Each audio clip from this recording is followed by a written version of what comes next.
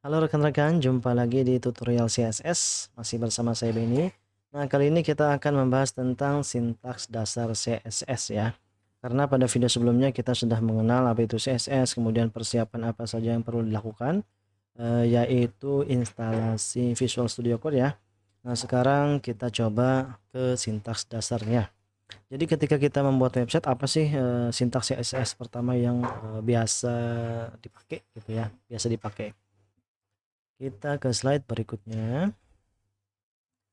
Nah, jadi kalau saya pribadi ya, misalkan pengen bikin sebuah web, itu sintaks CSS pertama yang saya pakai adalah margin and padding. Nah, jadi sebelum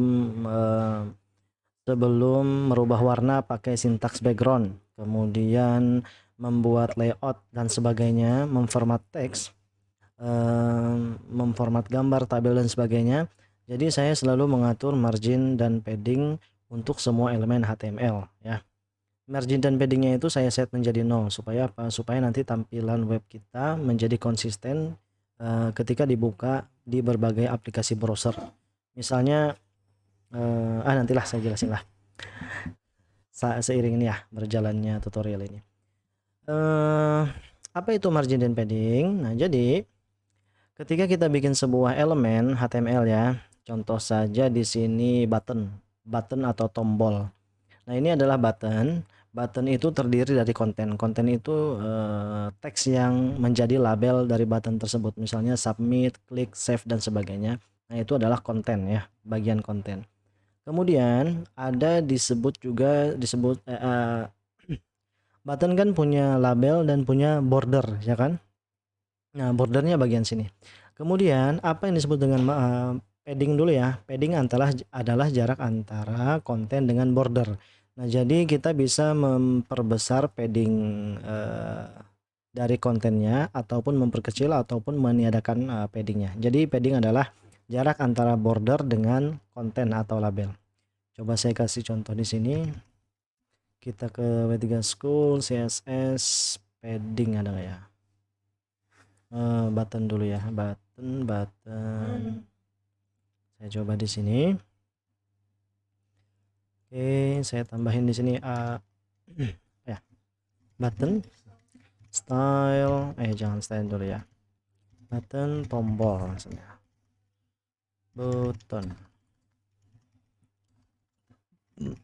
Ini ya. Oke, kemudian kita lihat, nah ini ya. Ini labelnya, kemudian ini bordernya atau konten disebutnya ya, label itu kontennya. Kemudian kita kasih style, kita pengen paddingnya nambah. Padding misalkan di sini 10 px. Titik koma, petik, run lagi. Nah itu, jadi jarak yang ada di dalam elemen itu sendiri. Oke, itu adalah padding. Nah, ada lagi yang disebut sebagai margin. Margin itu sifatnya eksternal. Jadi kalau padding itu internal, yaitu batas antara ini border dengan kontennya. Kalau margin itu adalah batas antara border dengan elemen luar dari si elemen itu sendiri. Kayak kan di sini elemen button, misalnya di atas itu ada paragraf, maka jarak antara kedua elemen tersebut disebut sebagai margin. Atau misalnya jarak antara layout, nah itu juga margin ya. Jarak antara elemen itu bisa disebut sebagai margin. Oke, saya contoh di sini, saya pengen jarak margin atau jarak antara tombol dengan paragraf ini agak jauhan. Caranya tinggal tambah tag margin, misalnya kasih 20. Perhatikan bahwa kalau padding tadi kan, padding itu memperbesar si elemen, yaitu si button. Tapi kalau margin dia memperbesar jarak elemen. Itu ya. Coba run. Nah, itu sifat margin ya. Dia akan memperbesar jarak antar elemen. Kalau padding tadi dia akan memperbesar si elemen itu sendiri ya. Memperbesar jarak elemen dengan bordernya. Oke, nah mari kita coba saja bikin coding atau sintaks HTML. Kita buka folder utama kita ya. Siapa tahu teman-teman belum buat folder ini. Cara bikinnya dan konten sebelumnya sudah ada di video CSS, perkenalan CSS ya, video 1 ya. Kemudian kita open with code. Kemudian kita coba di sini sintaks untuk margin dan padding ya. Nah, sambil saya melihat sambil saya membuka Visual Studio, saya ingin jelasin dulu bahwa margin dan padding itu ada beberapa sintaks di CSS-nya. Kenapa ada beberapa sintaks? Karena memang ada beberapa jenis margin dan padding. Saya kasih di sini mulai dari margin dulu ya. Margin itu ada yang disebut sebagai margin kiri atau bahasa Inggrisnya left, top, kemudian ke right dan bottom, kiri, atas, kanan, bawah. Nah, itu margin. Urutannya seperti itu. Kiri dulu, atas, kanan, bawah. Nah, jadi kalau teman-teman pengen mengatur semua margin langsung ya, nanti pakai margin biasa. Nah, misalnya margin titik 2 kayak ini tadi, margin titik 2 20. Berarti semua margin tersebut disetting ke 20. Kalau teman-teman pengen hanya merubah margin left, maka pakai margin left aja. Nah, sehingga margin top, right dan bottomnya tidak ikut berubah. Gitu ya. Kita akan coba di sini. Saya close, jangan, saya close dulu deh, nggak apa-apa. Oke, di sini bikin file baru ya. File baru CSS2, judulnya margin padding. Oke, HTML ya, bukan CSS. Kita akan pakai internal CSS saja. Kita bikin struktur HTML-nya dengan ketik tanda seru, enter. Kemudian di title-nya ganti menjadi belajar margin and padding CSS gitu ya. Oke, yang pertama kita kasih H2. Nah, H2 untuk judul ya. Terserah mau H1, 2, 3 atau seterusnya ya. Oke, H2 margin dulu ya, margin. Nah, saya pengen di sini menjelaskan jenis-jenis margin yang bisa teman-teman pakai. HR. Kemudian di sini ada, saya kasih pre aja ya. Enter. Jadi kalau ngetik tag atau elemen di Visual Studio Code ini nggak perlu pakai kurung, langsung aja ketik tagnya, nama tagnya, nanti di enter, dia akan tergenerate dengan sendiri untuk tag pembuka dan penutup. Nah, gitu ya.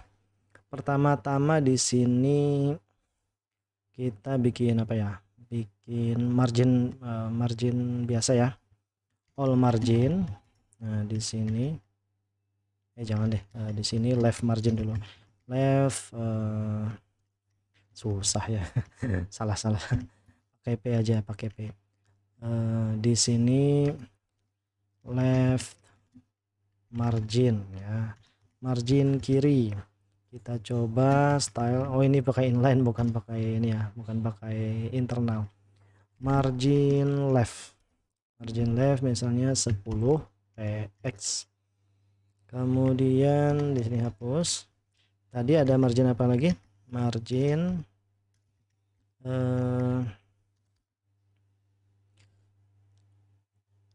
margin top ya, top. Kemudian di sini misalnya topnya 10. Kemudian di sini top, saya copy lagi 2 ya, top, right dan bottom, right, dan di sini bottom. Oke, sama 10 masing-masing. Kita save dan kita lihat. Coba klik kanan, kemudian reveal in explorer, file explorer. Nah, nanti akan kebuka folder utama kita tadi. Nah, tempat ini di save. Langsung aja double klik file kita untuk membukanya di browser. Nah, ini left, nah ini top. Top ini bisa lihat jaraknya lebih besar ya. Mungkin kita bisa seperti ini. Sebelah kiri, tampilan sebelah kanan ininya ya. Top misalkan kita kasih di sini 20, save, reload. Nah, jadi jaraknya bisa kelihatan. Kemudian kalau yang right, sorry ini bukan ini ya, bukan left tapi right. Nah, right ini nggak kelihatan kalau di tampilan ya. Kenapa nggak kelihatan? Karena dia harus ada ini deh. Nah, some text deh. Itu ya, some text. Oh, sebentar, nggak bisa juga, nggak bisa karena P itu adalah elemen blok ya, dia ditampilin per blok. Jadi margin right-nya nggak kelihatan, soalnya apa? Soalnya di sini elemen di kanannya kan nggak ada ya. Kemudian di sini margin bottom itu sama nggak kelihatan juga. Kenapa ya? Karena nggak ada teksnya, nggak ada apapun di bawahnya, some text. Save misalkan seperti ini dan kita kasih 100, bisa nggak? Tuh, bisa ya. Kalau ada elemen di bawahnya. Untuk right ini saya nggak bisa contohkan karena nggak ada elemen di kanannya. Atau coba kita gini aja deh, text align ya, text align right. Oke. Nah ini kan di right. Oh ya benar, berarti kayak gini bisa. Misalnya 100 margin right-nya. Nah seperti itu. Oke. Kemudian yang terakhir tadi adalah margin biasa. Jadi ada beberapa versi margin ya. Bukan di sini. Di sini kita pakai P saja deh. Oh, enggak usah. BR. Kemudian di sini margin biasa. Margin biasa ini kita kasih 100 deh. Save. All margin ya. All margin. Save, reload. Nah jadi kalau all margin ya kiri atas kanan bawahnya di set ya, di set secara otomatis pakai yang ini. Nah jadi kalau teman-teman pengen lebih singkat untuk menyeting semua margin, mending pakai yang ini aja. Nah ada lagi versi yang lain dari margin biasa ini, penulisannya ya, saya coba copy paste di sini. Di sini margin bisa digunakan untuk margin biasa ini bisa digunakan untuk mengatur semua margin tanpa perlu kita menyebutkan left, top, right, bottomnya. Nah misalkan di sini kita kasih 200 nih ya px. Nah kemudian ada 300 px dan di sini 500 400 px. Oke, maksudnya apa? Nah maksudnya gini, jadi coba ya. Nah bagian mana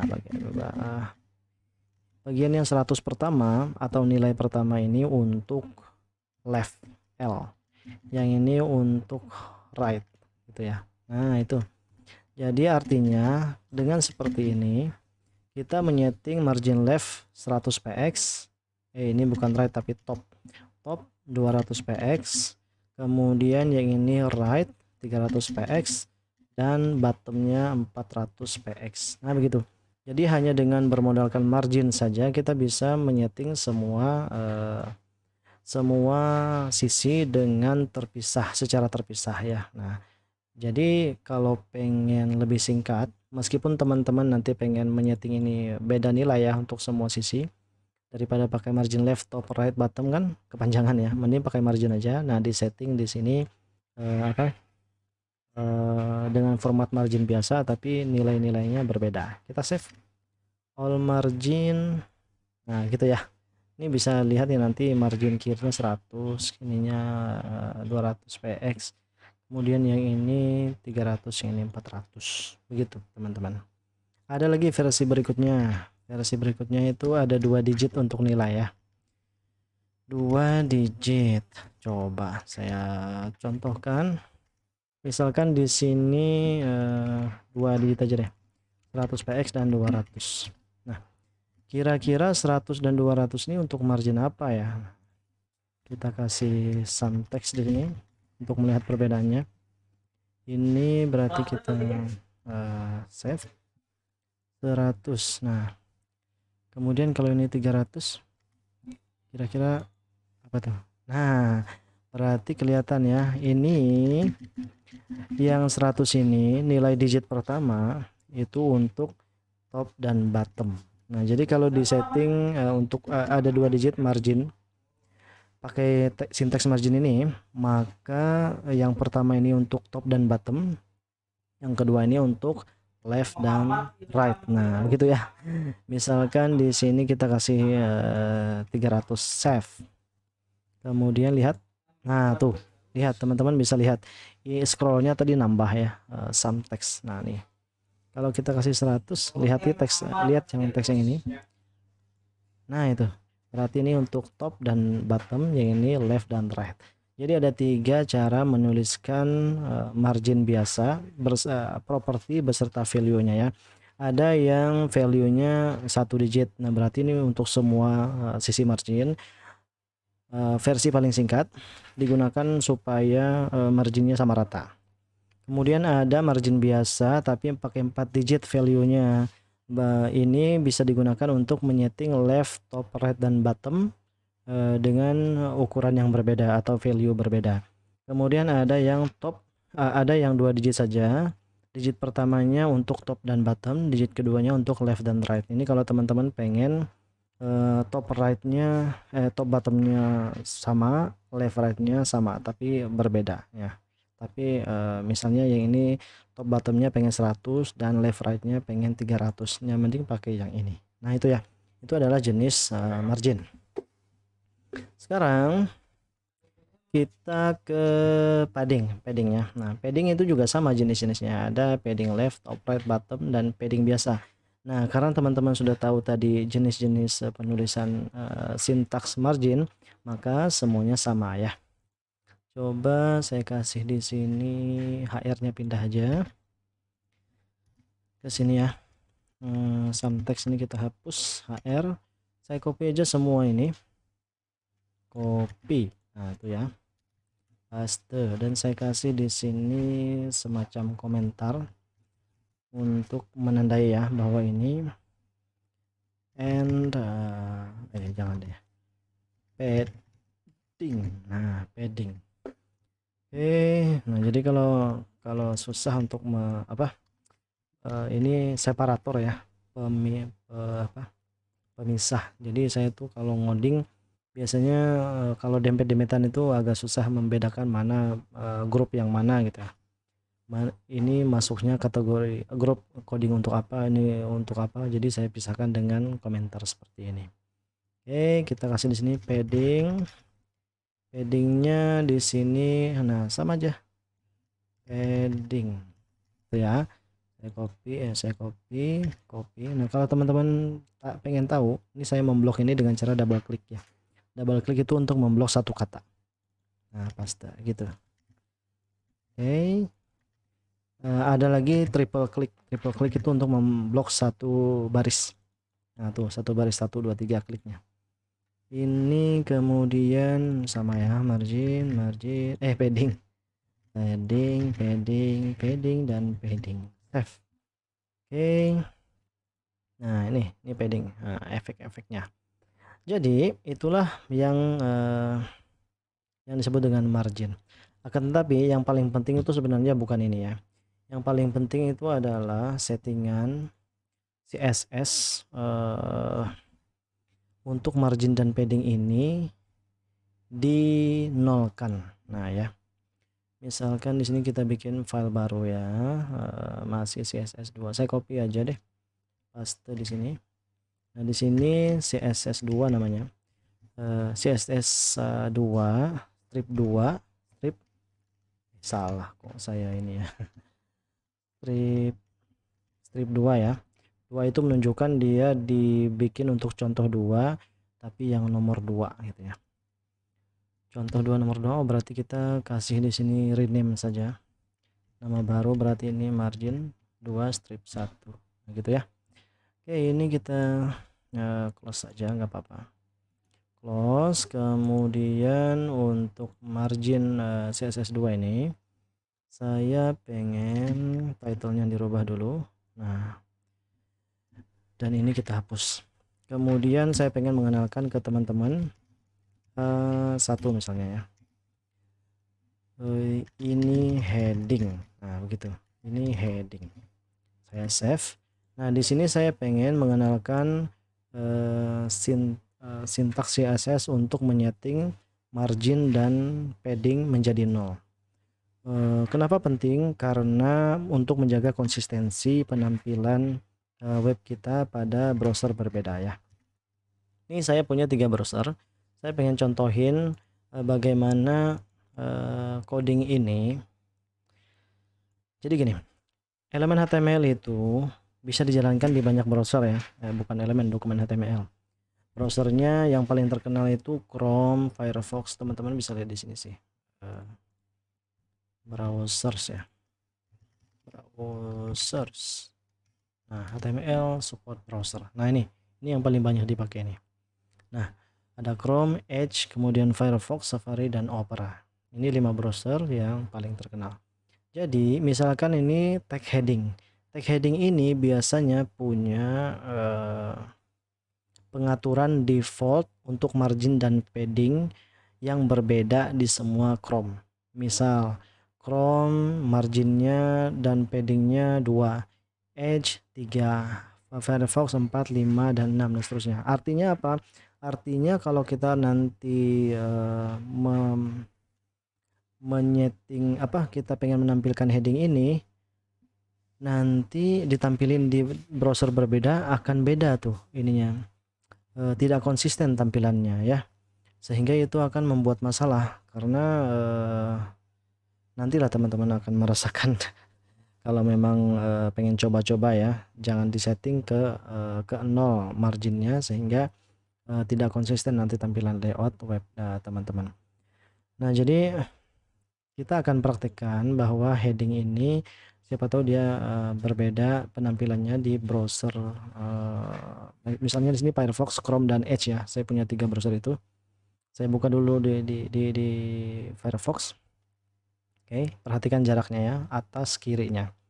Kemudian kanan bawah kan nggak bisa ya karena nggak ada elemen di situ.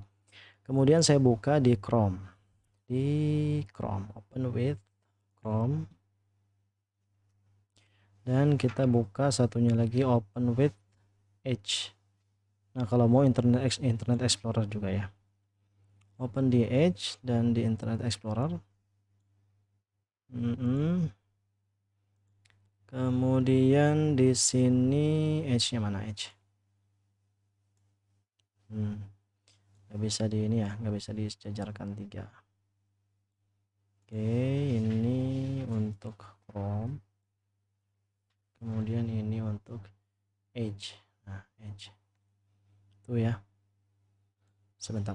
Saya coba sejajarkan tuh enak ya. Nah, dia mengisi.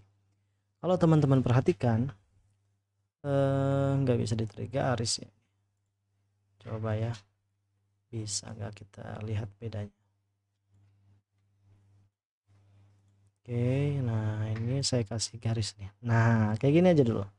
Lihat nih, ini bayangkan bahwa aplikasi ini sebagai penggaris ya kan. Nih garis ini, garis aplikasinya menunjukkan pada kita bahwa nih ternyata Firefox ini, Firefox, Chrome, dan Edge.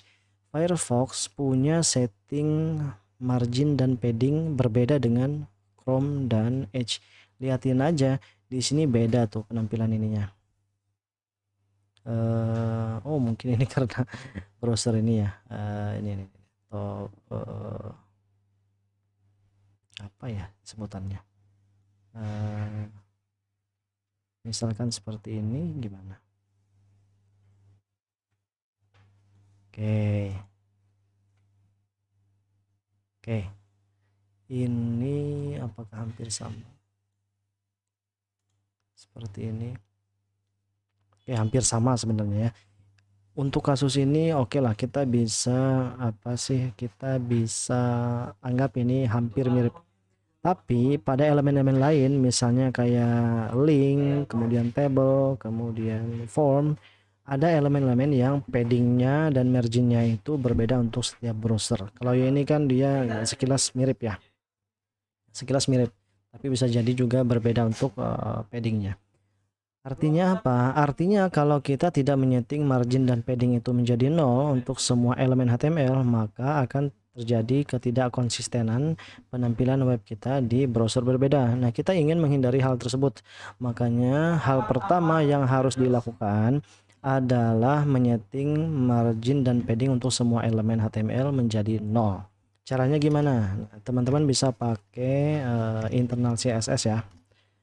Caranya di sini ketik bintang atau asterisk, buka kurung kurawal, dan di sini margin sama dengan 0 px, kemudian padding sama dengan 0 px ya, 0 px. Oh, kenapa saya hapus ini tadi ya? Saya close. Reload. Nah, dan lihat di sini settingan marginnya dia akan konsisten untuk semua browser. Tadi saya close ya untuk Chrome dan itu ya.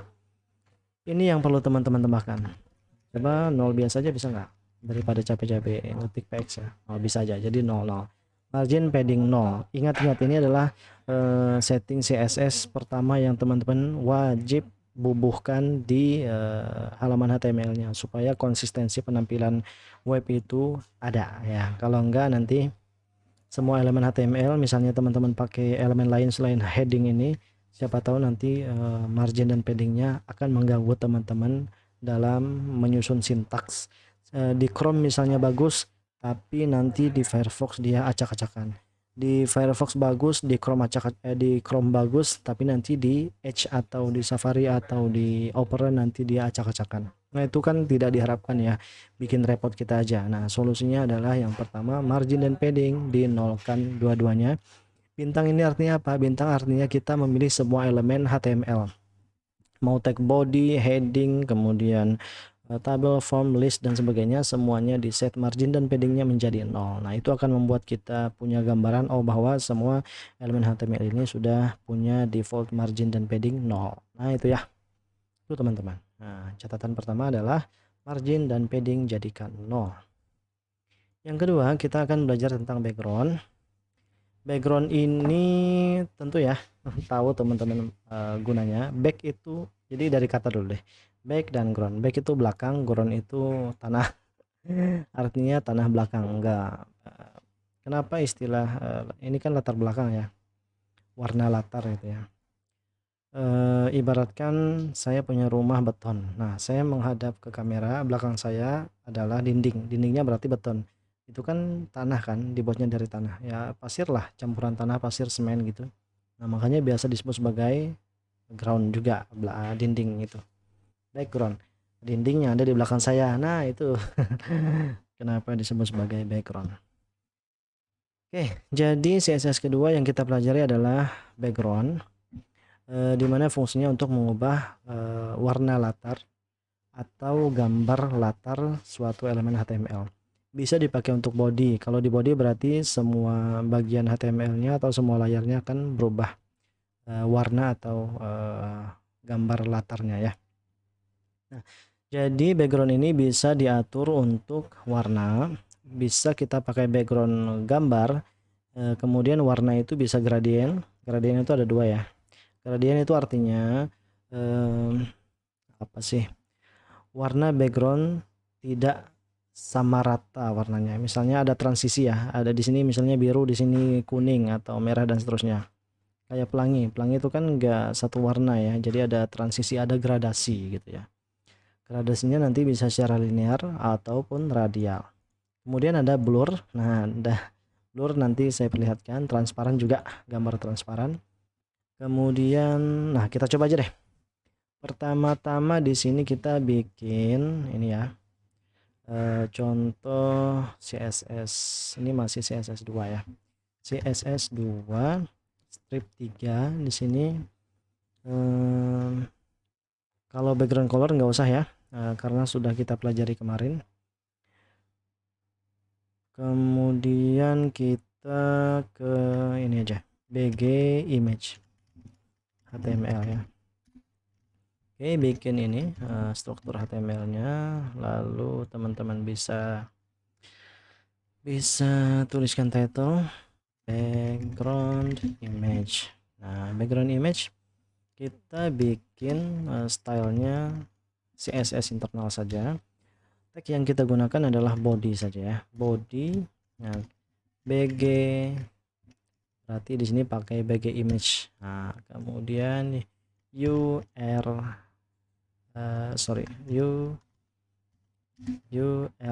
Nah, ini ya. Nah, di dalam sini adalah gambar yang kita gunakan untuk background. Oke, coba di sini saya bikin folder dulu ya.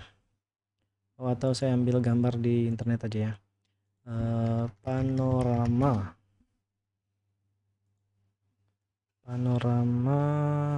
apa ya?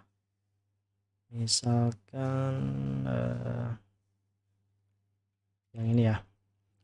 Teman-teman sudah diajarkan untuk menampilkan gambar dari internet ya di HTML, jadi saya nggak akan mengajarkan lagi caranya, karena bisa dari internet gambar itu diambil atau bisa dari internal komputer. Nah, jadi saya tidak akan menyampaikan lagi di video ini. Silahkan tonton video sebelumnya saja.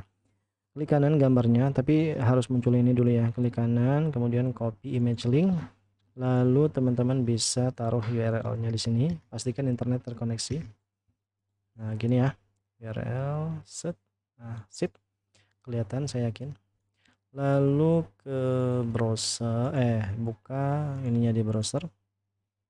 Nah, dan ini akan muncul background image. Sayangnya gambarnya terlalu besar sehingga dia mengisi bodinya cuma sebagian kecil ya. Padahal nih baru kelihatan ini kan. Nah, makanya di sini ada beberapa pengaturan untuk background image. Ada repeat, position, dan size. Repeat itu untuk apa? Repeat itu berguna ketika gambar kita kecil, maka untuk mengcover semua layar di monitor, gambarnya akan diulang-ulang. Nah, gitu ya. Coba saya copy gambar ini juga. Tapi coba mana ya? Nah, ini. Tapi pakai gambar yang ini ya, yang kecil ini. Copy image link. Kemudian saya ganti ini menjadi gambar yang kecil, save. Lalu di sini reload. Nah, ini disebut sebagai repeat. Defaultnya adalah jadi gambar itu gini, repeat, repeat ya, pakai sintaks repeat, non repeat, no repeat ya, kalau nggak salah, no repeat. Nah, kalau no repeat berarti ini sorry bukan repeat kayaknya, CSS repeat. Nah, bentar ya. Oke, di sini background repeat, sorry background repeat, harus ada backgroundnya ya. Background repeat titik 2 di sini bisa dipilih, ada 3 jenis pilihan, ada 4 no repeat. Kalau no repeat berarti save ya, berarti nggak diulangin. Repeat itu artinya ulangin. Kemudian ada repeat itu artinya ya diulangi gambar untuk X dan Y ya. Jadi repeat ini mewakili X dan Y. X itu untuk horizontal, Y itu vertikal. Nanti kita akan coba X ya. Nah, itu ini horizontal vertikal dari gambarnya di repeat, diulangi. Kalau repeat Y X saja save, maka dia hanya tuh kan satu baris ini aja. Nah, itu. Kalau repeat Y saja, nah ini ya. Berarti nah seperti ini. Y saja yang di repeat, gambarnya di repeat secara vertikal, kalau X tadi secara horizontal. Kalau pengen secara vertikal dan horizontal berarti di sini. Nah, seperti itu. Begitu ya, teman-teman. Ini cukup berguna kalau teman-teman apa sih? Kalau teman-teman nanti ingin background gambarnya bagaimana? Ya, disesuaikan dengan keinginan kita. Oke, mana gambarnya tadi? Nah, ini ya. Saya copy yang besar. Nah, jadi teman-teman sudah tahu bahwa repeat itu salah satu atribut yang bisa dipakai adalah repeat. Kemudian saya sini paste supaya gambar yang dipakai adalah yang gede ini. Oke, kemudian saya kasih di sini komentar. Nah, CSS itu komentarnya pakai ini ya. Nilai untuk background repeat bisa repeat, bisa no repeat. Kemudian pakai tanda mutlak ya, no repeat atau repeat X atau repeat Y. Ini yang biasa dipakai. Selain 4 value ini ada lagi value yang lain, tapi nggak kita coba ya. Oke, kemudian sintaks apa lagi yang bisa kita pakai untuk mengatur gambar? Position. Nah, position. Teman-teman bisa lihat posisi gambar kita ini. Sebentar, belum di save. Save dulu, reload. Nah, posisinya nggak bagus banget ya. Padahal gambar asalnya itu bagus tuh, kayak gini. Bisa nggak kita atur posisinya di tengah-tengah secara horizontal dan vertikal gitu ya? Bisa, caranya pakai background position. Klik. Nah, di sini positionnya teman-teman bisa pilih. Coba ya, ada bottom. Nah, ada 3 pilihan yang bisa dipakai, bottom, atau pakai angka bisa juga ya, tapi saya nggak mau ini deh. Bottom bisa pakai center. Oh, saya ini aja deh di sini. Background CSS background position ya. Background position di sini bisa apa aja value-nya. Nah, positionnya bisa value-nya seperti ini. Jadi ada horizontal, kemudian ada vertikal ya. Left, center, dan right itu untuk vertikal.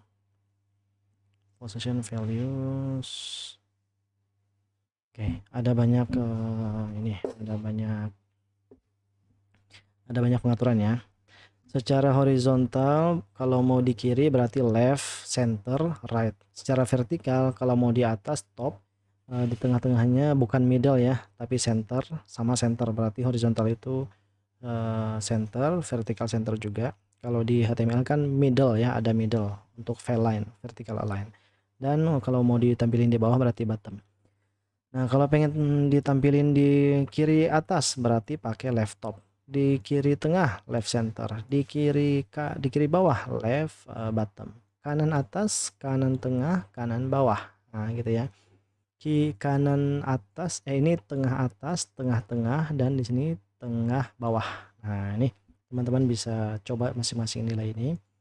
Kalau biasa sih saya itu center aja. Center itu dia berarti pakai center ini. Nah, ini penulisannya disingkat menjadi center. Kalau gini berarti untuk horizontalnya center, vertikalnya center. Horizontal itu kan X, vertikal itu kan Y. Berarti X-nya center, Y-nya center. Coba nanti ditampilin di tengah-tengah. Tuh, kurang bagus sih ya. Kemudian kita coba di sini size. Nah, ini untuk mengatur background ini supaya apa sih? Supaya bagus. Oh, ini jangan repeat, sorry, no repeat ya, karena saya nggak mau gambarnya di repeat, no repeat. Oke, jadi di sini ya begitulah ya, tampilannya kepotong karena no repeat. Kemudian saya pengen di sini CSS background on image. Di sini apa ya? CSS background size. Nah, ini background size, atribut ketiga dari image yang kita perlu pahami. Di sini size-nya, nah size ini ya. Size itu berguna untuk mengatur ukuran panjang dan lebar gambar. Oke. Value-nya itu ada dua juga, X horizontal dan Y. Nah, kita bisa atur karena ini kan gambar kita secara horizontalnya melingkupi semua ini, semua apa sih, melingkupi semua layar, tapi secara vertikalnya dia kosong karena dia kepotong ya. Tapi coba deh di sini bisa nggak center bottom? Tuh, nggak bisa, apalagi center bottom ya. Center top, harusnya di sini gambar top ini yang ditampilin. Kalau center sama kayak center biasa tuh ya, center biasa sama aja. Nah, di sini kita coba pelajari background size. Horizontalnya mungkin 80%. Kita pakai persen aja karena layar itu berbeda ini ya ukurannya. Jadi kalau pakai persen itu harusnya konsisten. Di sini 100%. Save, nggak bisa. Kalau 100% aja. Oke, kalau background centernya nggak ada. Nah, gitu ya. Ini berarti 100% dia menutupi atas dan 100% mengikuti 100% untuk vertikal, 100% secara horizontal. Nah, itu untuk background size. Jadi misalkan tadi kalau nggak ada background positionnya sulit ditemukan ya, teman-teman bisa background positionnya di utak-atik lah, dicoba-coba, karena saya nggak bisa menjelaskan suatu kasus itu untuk diterapkan semua kasus ya, nggak bisa sedetail itu bisa saya jelasin. inti-intinya aja atau pokok-pokoknya saja. Nanti kalau untuk penerapannya bisa saja solusi yang saya jelaskan itu bekerja buat teman-teman, tapi bisa tidak bekerja. Kalau solusinya tidak bekerja dengan baik, teman-teman mau nggak mau harus coba sendiri. Yang penting saya sudah kasih jalurnya, ini bisa seperti ini nilainya, ini bisa seperti ini, tinggal dimanipulasi sesuai dengan kondisi yang teman-teman hadapi ketika ngoding. Nah, gitu ya. Jadi seperti itu. Nah, kita sudah belajar background image dan background color. Color itu di video pertama ya, kemudian image itu di video yang ini. Untuk gradient, blur, dan glass morphism itu nanti kita pelajari seiring berjalannya tutorial. Ini pasti ketemu pada saatnya nanti ya. Karena kalau saya jelaskan sekarang nggak akan susah juga untuk teman-teman pahami. Tenang aja, nanti kita akan bikin tutorial membuat layout atau template website ya yang akan menerapkan gradient, blur, glass morphism ini. Atau teman-teman bisa lihat di sini. Nggak usah deh, nggak usah ya, nanti aja. Oke, itu untuk background. Sekarang kita untuk ke memformat teks. Jadi untuk tulisan itu kalau biasa-biasa aja tanpa hiasan kan nggak menarik ya, kurang menarik. Apalagi kalau pakai jenis tulisan yang formal banget. Misalnya webnya temanya seni, kok pakai yang formal banget tulisannya, ya nggak nyambung, nanti kurang bagus. Jadi tulisan itu harus juga diformat supaya feel dari pengguna yang mengakses web kita dapat ya, lebih terkesan itu ya. Oke, yang pertama yang bisa kita rubah adalah font family. Jadi CSS-nya saya close dulu ini ya. Ini apa ya? Kita bikin file baru aja. CSS 3 strip 4 strip format text ya. Format text. Text.html. Nah, kita kasih struktur HTML. Kemudian di sini memformat teks CSS ya. Di sini kita kasih dulu H3 deh. H3 font family ya. Font family itu apa? Jenis huruf. Font itu tulisan, family itu huruf. Jenis huruf, font family jenis huruf. Oke, caranya saya pakai ini aja ya, pakai inline CSS. Font family saya pengennya, nah teman-teman bisa coba di sini. Bisa cari di list atau opsi-opsi yang ditampilin Visual Studio Code ya. Contohnya di sini Lucida Sans, save. Kemudian kita buka di HTML di browser. Nah ini Lucida Sans, berbeda sekali ya. Sangat berbeda dengan apa tuh? Apa sih ini? Bisa nggak di titik 2? Nah ini ada Cambria. Nah, perhatikan di sini berbeda ya. Tuh beda ya, Cambria dan seterusnya. Teman-teman bisa coba. Atau kalau nggak ada list font family-nya di Visual Studio Code, teman-teman pakai yang mana gitu misalnya ya. Tapi nggak ada di situ, cari di W3 School sini CSS font font saja deh. Font web. Nah, nih bagian font web save. Ini saya lupa mengasihnya di HTML kemarin kalau nggak salah. Oke. Nah, di sini adalah list-list font yang aman digunakan untuk web ya. Kalau kalau font teman-teman nggak ketemu di sini, bisa coba pakai Google Fonts.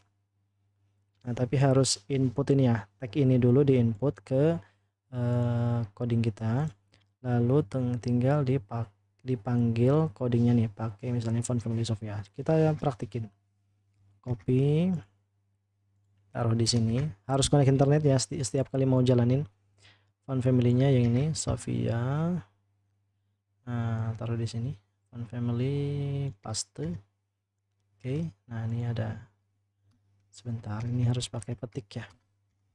Save, kemudian kita lihat teks kita tuh sama ya. Nah, jadi teman-teman bisa pakai Google ini kalau nggak ketemu di font web ya, karena font web Save ini dia jarang sekali ini mengandung font yang menarik gitu. Biasanya kaku juga ya. Tuh, gaya yang seperti ini bisa. Nah, ya. Gayanya berarti audio wide. Silahkan aja teman-teman tes ya. Coba aja, nanti bisa lihat di sini juga nih, how to bla bla bla. Tuh ada macam-macam sekali. Font pairing dan seterusnya. Bisa dicoba nih. List untuk fontnya ada di sini. Font family-nya ABC bla bla bla. Ada banyak ya. Atau saya save aja di sini buat teman-teman. Link yang bisa diakses untuk font family. Oke, di bagian sini aja ya, di atas sini. Komentar link font Google Font. Nah, gitu bisa diketik atau di copy paste di browser. Sip, dan teman-teman bisa coba.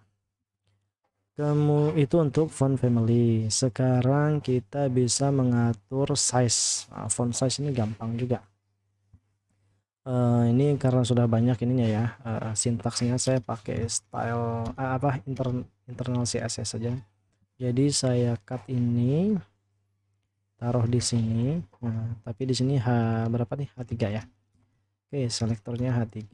Sip. Dan kita hapus ini. Kemudian font size. Nah, font size bisa teman-teman pakai kata-kata, misalnya large, medium, larger, bla bla bla, atau pakai PX ya, pixel. Ini banyak banget satuannya yang bisa dipakai. Saya suka pakai pixel aja, misalnya 20 jangan deh. 36 px deh. Save. Nanti dia ukuran teksnya menjadi besar. Nah, begitu ya. Sip. Kemudian teman-teman bisa pakai apa lagi? Color itu untuk warna ya. Color, nah, sintaksnya color saja, nggak ada tulisan font di depannya. Bisa pakai desimal, bisa pakai hexadesimal, bisa pakai RGB, hexadesimal, atau nama warnanya. Kita sudah pelajari sebelumnya ya, di HTML, jadi saya nggak akan jelasin lagi. Teman-teman bisa lihat di sini color picker, ketik aja di sini ya. Nah, dan bisa pilih warna yang pengen diinginkan. Klik di sini dulu, nanti akan kelihatan. Kalau pengen nama warnanya berarti di sini apa nih? Nama warnanya nggak ada ya. Pakai RGB aja. RGB bisa, HSL bisa, hexadecimal bisa. Teman-teman misalnya kalau RGB copy aja, paste di sini titik koma, save, dan lihat hasilnya. Nah tuh. Kalau mau pakai pixel di copy, ini di copy, tapi jangan lupa titik komanya ya. Web save color name, kalau pengen pakai nama color name aja.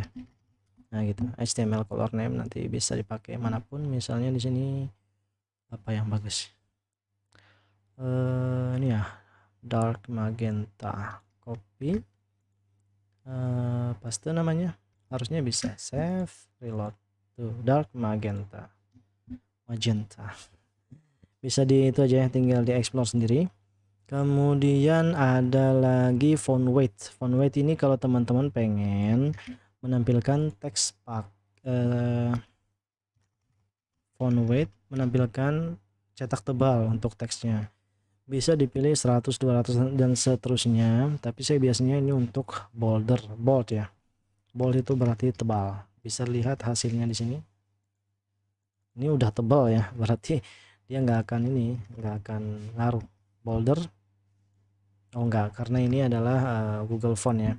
Coba teman-teman hapus di sini dan font family-nya ganti ya. Misalnya yang didukung oleh Visual Studio Code aja. Nah, impact nih. Impact. Apa sih makna dari petik ini? Maknanya itu kalau yang dipetik itu adalah web save font ya, font yang pasti bekerja di browser manapun. Nah, jadi ini kan ada beberapa jenis family ya, font family. Pertama impact, dua head and sweller, terakhir sans serif. Kalau impact ini tidak bisa ditampilkan browser, maka bagian inilah yang Anda petik inilah yang akan menjadi default dari si settingan. Nah, si font family ini. Nah, gitu ya. Misalkan ini enggak didukung, berarti otomatis yang ini. Nah, gitu. Jadi yang di dalam petik itu dia menjadi default font family yang akan dieksekusi ketika font family pertama, kedua itu tidak ada. Tidak didukung. Save. Ini bisa. Nah, tuh ya, ini bold. Kalau kita nggak kasih bold, harusnya dia tipis dikit. Nggak juga ya. Nggak tahu nih, saya kurang. Mungkin jangan pakai yang ini kali. Save dulu. Pakai yang biasa ya. Nih font, pakai bold gimana? Nggak usah bold. Oh, sorry. Kenapa dia nggak mau bold? Ini sudah bold tulisannya. Kenapa? Karena dia H3 itu kan heading ya. Heading itu pasti ditulis bold. Coba saya kasih di sini P saja dan kita kasih stylenya. Font weight dia font weight. Nah, di sini bold. Nah, di sini kita reload. Bentar. Save, reload. Save ya. Mana dia tulisan? Oh, tulisannya belum ada. Cetak tebal. Save. Tuh ya, kalau nggak ada boldnya, nah dia akan cetak tipis biasa. Nah, ini artinya susah-susah kita menambahkan font weight di heading itu tidak efisien ya. Jadi hapus saja di sini. Nah, save. Karena heading itu udah pasti cetak tebal ya. Lanjut, font style. Style ini gunanya untuk underline atau italic. Misalkan teman-teman pengen style ya, style font, susah, font style. Nah, ini bisa untuk italic, kemudian bisa untuk apa tuh, underline. Pilih salah satu aja ya. Nah, ini italic, kemudian kalau underline nah gitu, underline. Nah, berarti dia bentar. Underline text decoration ya kalau nggak salah untuk underline itu. Nggak bisa ini hanya untuk italic, text decoration underline. Nah, ini kalau mau underline itu pakai text decoration. Oke, itu berarti ini salah ya, font style ini salah. Underline decoration itu untuk italic atau untuk menghilangkan hiasan dari teks. Misalkan di sini teman-teman sudah ada underline. Jadi instruksi yang paling terakhir ditulis adalah itu yang akan menimpa instruksi sebelumnya. Misalkan teman-teman disuruh beli makanan oleh orang tuanya. Kemudian tidak berselang lama sebelum teman-teman berangkat disuruh lagi beli minuman. Berarti makanannya nggak jadi. Nah, gitu kan. Oke, pada kasus tertentu ya. Nah, itu. Jadi dengan adanya text decoration ini, underline yang tadi menghiasi font kita akan dihilangkan. Nah, gitu ya. Jadi sintaks terakhir yang menimpa, yang mengubah perintah sebelumnya, sehingga ya terjadi perubahan karena urutan pemberian sintaks. Align, kalau teman-teman pengen perataannya ya, text align bisa center, bisa left, bisa right, bisa juga justify. Misalnya di sini center, save, sebentar, center ya, mudah sekali. Kemudian ada lagi shadow. Nah, shadow ini berarti untuk efek bayangan. Text shadow. Text shadow ini harus dipahami ya, ada beberapa value ya. Coba kita lihat teks shadow. Ketik aja sintaks mau HTML, CSS, PHP, JavaScript di sini supaya teman-teman bisa cari kegunaannya ya. Nah, nih ada V shadow. Jadi value-nya tuh ada beberapa jenis, 1, 2, 3, 4. Nah, ada 4 jenis ya. Kalau yang ini tuh ini tanda or atau artinya. Pilih salah satu. Kalau ini horizontal shadow berarti dia bayangannya di untuk kiri kanan. Coba. Nanti kita tes ya. Text shadow di sini misalnya 10 px. Kemudian vertikalnya 10 px juga. Blurnya misalnya 2 px. Kemudian colornya adalah kita kasih sembarang dulu ya. Nah, baru kita klik di sini dan cari warna yang kita inginkan. Nah, ini untuk shadownya. Kalau dia gelap warnanya berarti dia shadow, tapi kalau dia terang warnanya dan tulisannya serta backgroundnya gelap, maka disebut sebagai glow ya, glow, shadow dan glow, efek shadow dan efek glow. Oke, kita coba save. Nah, lihat di sini tuh ya. Nah, jadi kalau di sini 0 berarti horizontalnya tuh nggak ada ini, nggak ada jaraknya atau dia dempet-dempetan horizontal. Kalau minus berarti dia di kiri. Nah, kanan itu positif itu di kanan, bayangannya ya, positif itu di kanan, minus itu di kiri. Oke, save. Nah, kalau yang ini untuk atas bawah. Kalau positif itu ke bawah, negatif itu ke atas. Nah, gitu ya. Kalau yang ini untuk apa? Untuk kepadatan dari si tulisan. Misalnya di sini 100, maka dia akan blur. Tuh ya. Ini ada warna biru blur. Biasanya kalau blur itu lebih besar warnanya nilainya dari posisi horizontal maupun vertikal ini, maka dia nggak akan kelihatan. Ibarat embun yang tipis gitu ya. Tapi kalau dia sama maka dia akan kelihatan. Tuh gitu ya. Semakin mendekati nilai ini dia akan semakin kelihatan. Kalau dia 0 berarti warna solid jadinya. Solid itu padat. Ibarat kata semakin besar nilai ini maka efek embunnya itu semakin besar. Tuh ya. 50. 5 aja. Efek embunnya besar tuh ya. Blur. Apa sih blur tuh ya? Buram. Nah, keburamannya.